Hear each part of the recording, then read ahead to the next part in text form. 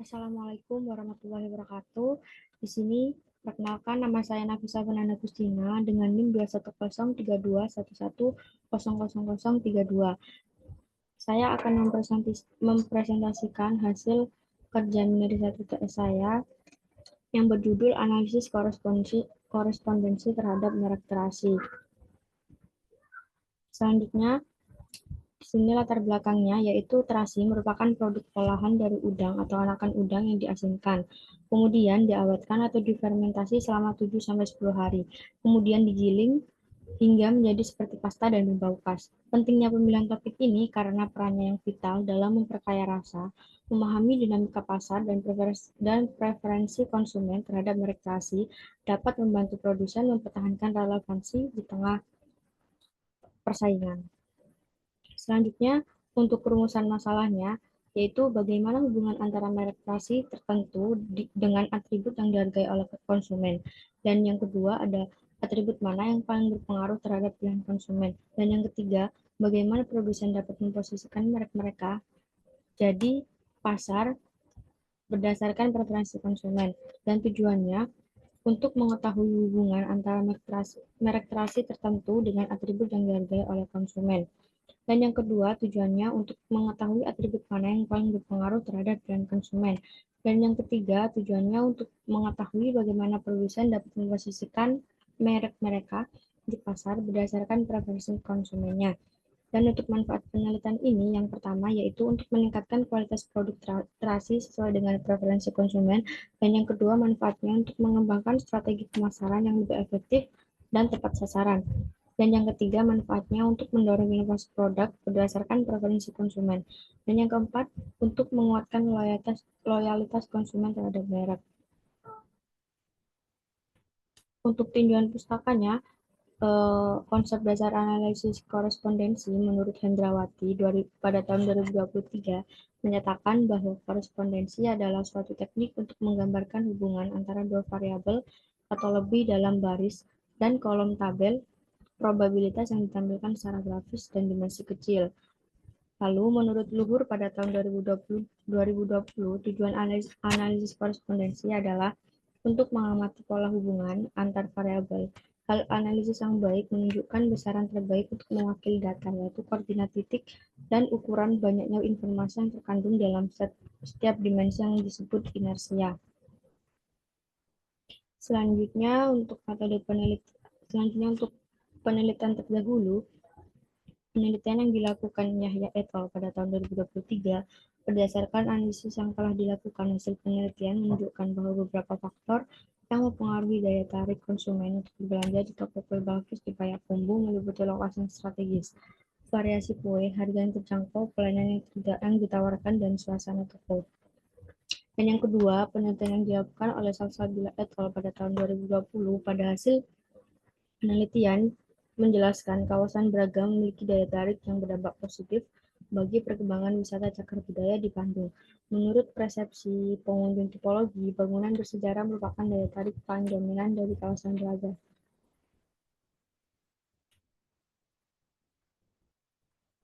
Selanjutnya, untuk metode penelitian ada populasi dan sampel.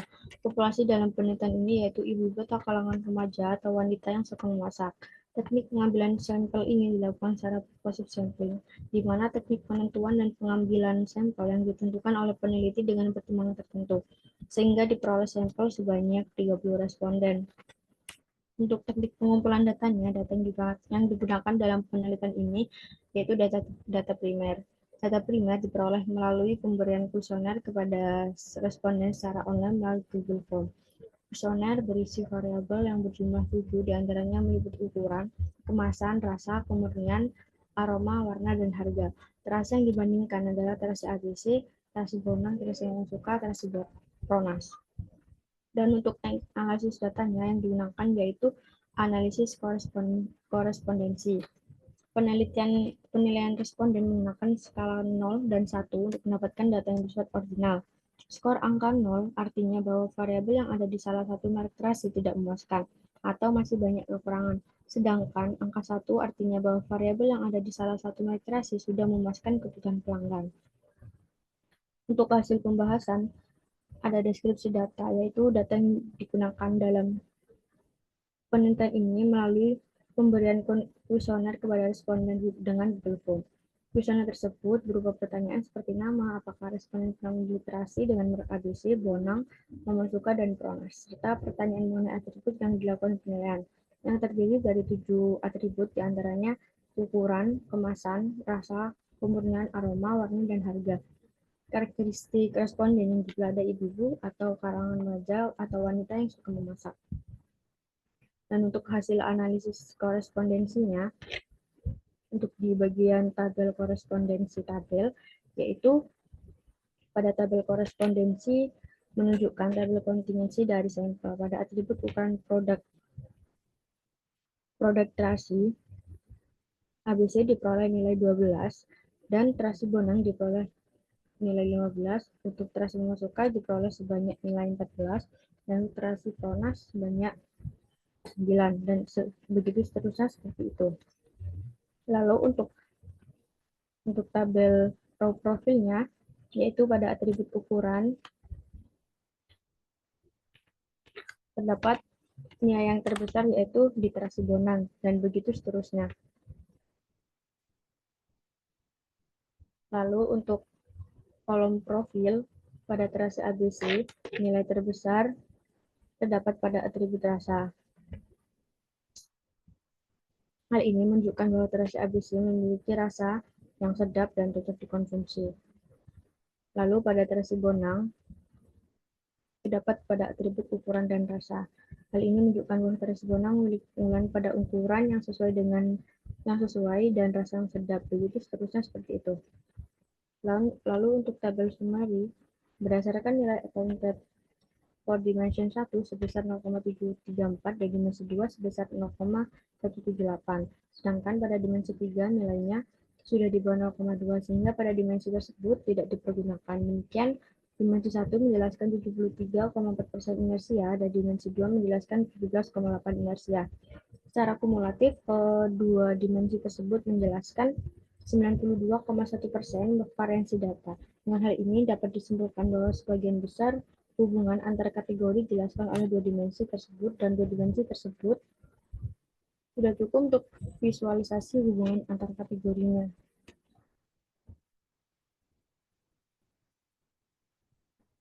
Lalu untuk hasil interpretasi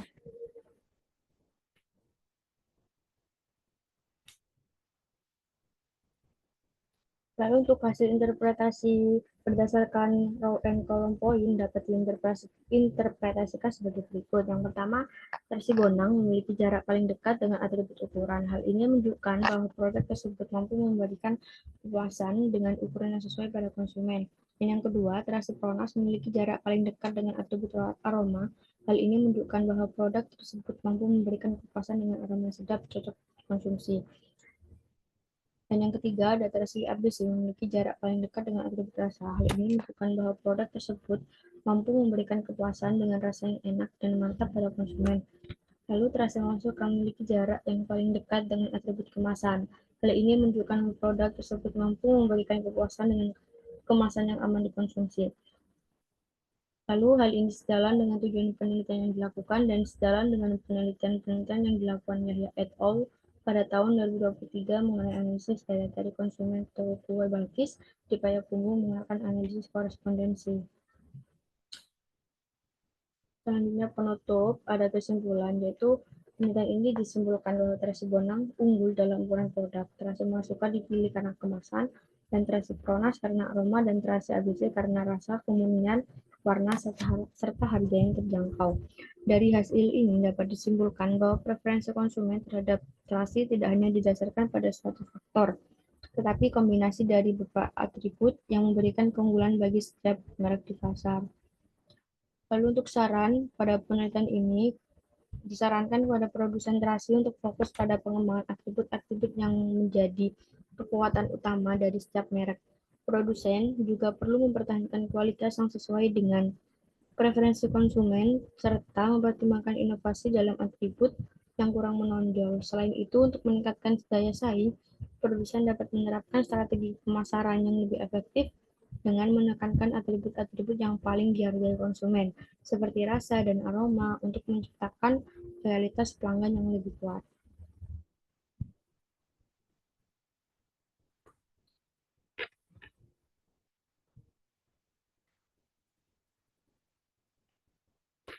Baik, cukup sekian dari presentasi saya. Saya ucapkan terima kasih. Wassalamualaikum warahmatullahi wabarakatuh.